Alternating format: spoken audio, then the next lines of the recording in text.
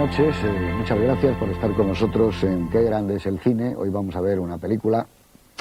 por la cual, en primer lugar, tengo que dar las gracias al equipo de producción de este programa de Qué grande es el cine y naturalmente a Televisión Española, porque han intentado y han luchado durante bastantes meses por conseguir la película que vamos a ver ahora, El río de Renoir, que estaba muy complicado, como lo sigue estando ver Pater Panchali de Satyajit Ray, porque parece ser que la Embajada de la India no colabora lo suficiente, cosa que no entendemos muy bien porque siempre sería difusión para ellos de uno de sus más grandes creadores. Hoy, como digo, vamos a ver El río de Renoir, que es la película de la vida de muchísima gente, creo que de aquí, de los que van a estar esta noche, por lo menos de alguno de ellos, pero además de muchísimas más personas. La película El río, de Jean Renoir, es su primera película en color, es una película que cambia diametralmente su manera de hacer cine. Podríamos decir que hay un Renoir anterior al río, evidentemente, más conflictivo, más peleón, más guerrero, moviendo mucho más la cámara, acechando más a los personajes, y luego se produce el milagro de esta película, que yo creo que encuadraría perfectamente dentro de las que yo llamo iniciáticas. Es una película en este sentido que podríamos incluir junto con El Ordet de Breyer, con la crónica de Ana Magdalena Bach, con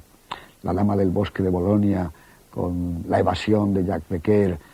con algunas películas, India Son de Marguerite Duras. Yo creo que son películas donde el fluido, donde el ritmo, donde el tiempo y el tempo tienen una importancia decisiva. Esta en concreto es una película muy difícil de analizar, porque a mí lo que me ocurre es que cada vez que veo El río no tengo prácticamente nada que decir, porque me parece que yo formo parte ya del río, formo parte de esa película, de alguna manera esa película por ósmosis se está metiendo dentro de mí y va fluyendo conmigo. Es uno de los pocos milagros que ha hecho de verdad el cine junto con el de Dreyer. Es una película admirable en todos los aspectos, pero sobre todo porque refleja algo muy complicado, como es la bondad. Y aparte de que el tema puede ser el mundo de la infancia, la creación y la resurrección y la muerte continua, es el fluir de un río donde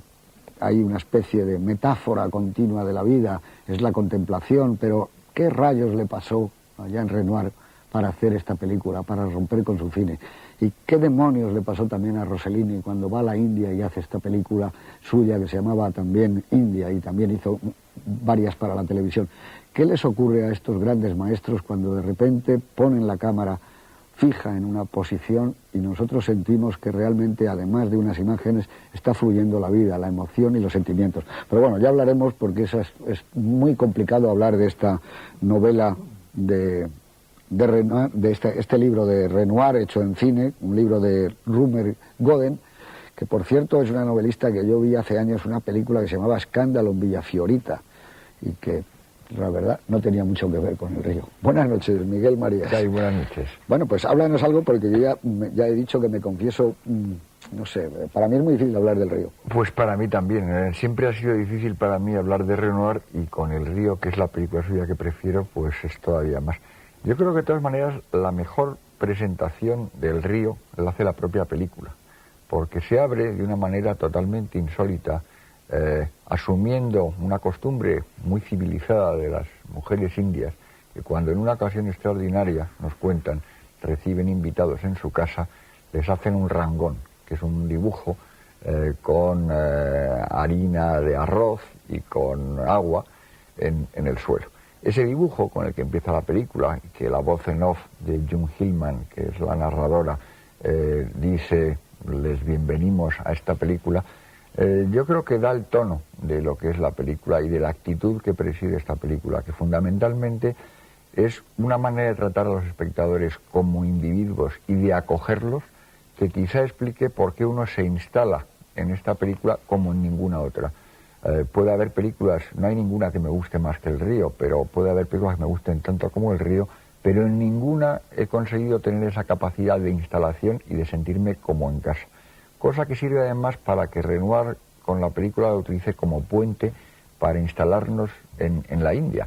que es una manera muy prudente de hacerlo, porque no finge que somos indios ni que somos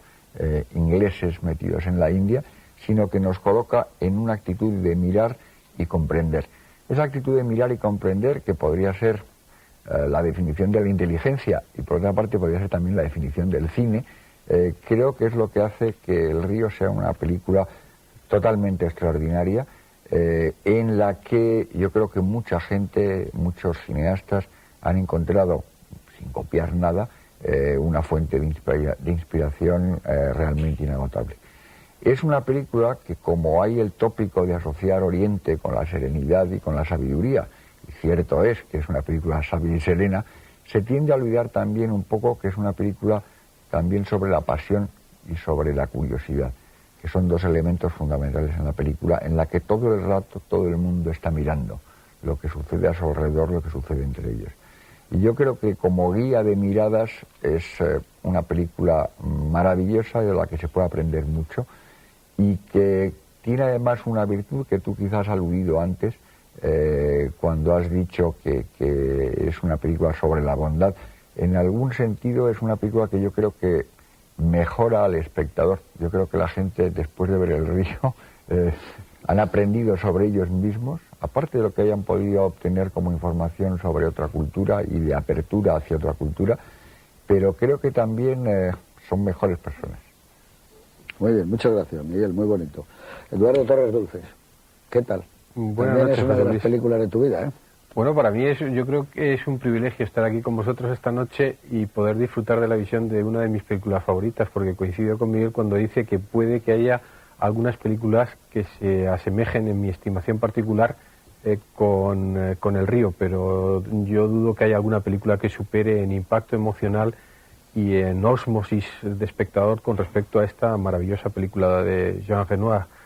Yo creo, uniendo un poco lo que ha dicho Miguel, que esta es una película de miradas, y yo siempre la he asociado con otra película de las mías favoritas, que es Centauros del Desierto, que es otra película basada, ahí quizás hay también el valor de las elipsis, pero también de las miradas. Y no es nada raro porque, aparte de que aquí hay un actor, Arthur Shields,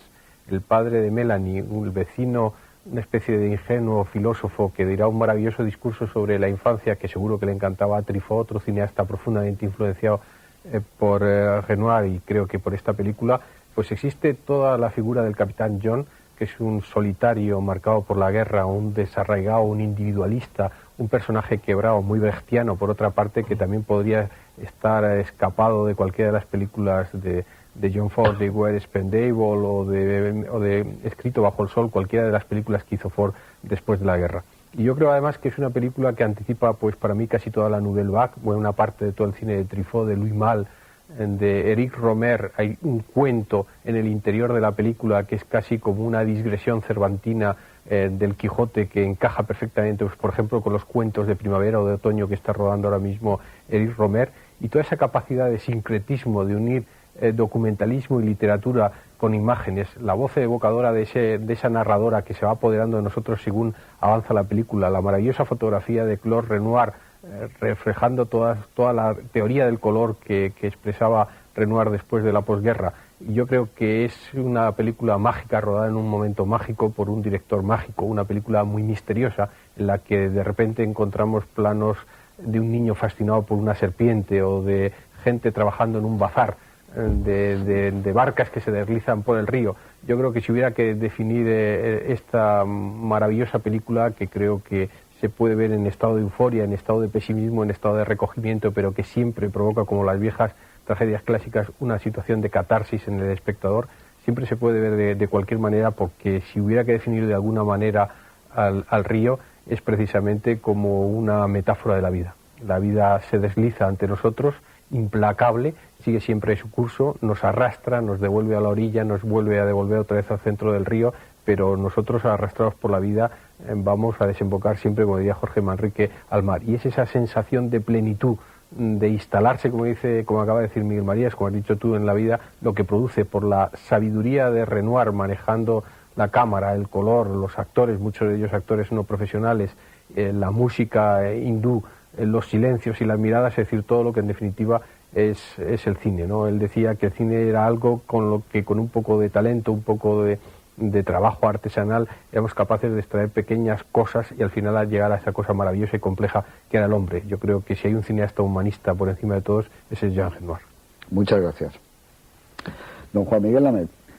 buenas noches. Buenas noches. Desde hace muchísimos años, cuando te piden una lista de tus 10 películas, siempre está el río. Y siempre el río que va y que viene, siempre el Ganges ha estado presente en tu vida. Cierto, cierto. E incluso